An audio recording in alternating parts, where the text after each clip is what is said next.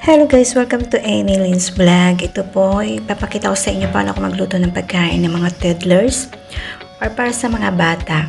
Ito po yung tinatawag na chicken carrot rice.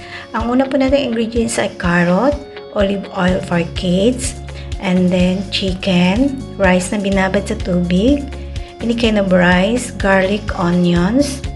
Yan lamang po siya.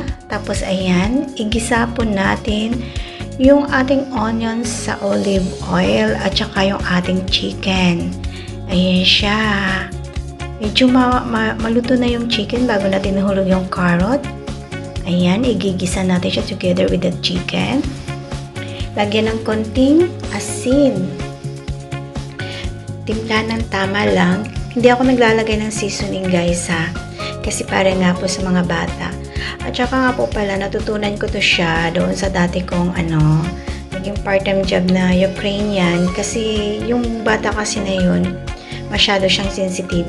Ayan, nilunod ko na po yung yung rice na binabad sa tubig. Any kind of rice po.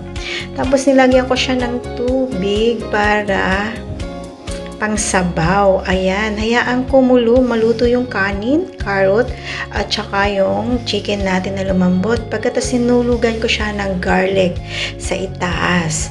Ayan, hayaan siyang kumulo hanggang sa maluto yung kanin, carrot, at saka yung chicken. At ayan na po guys.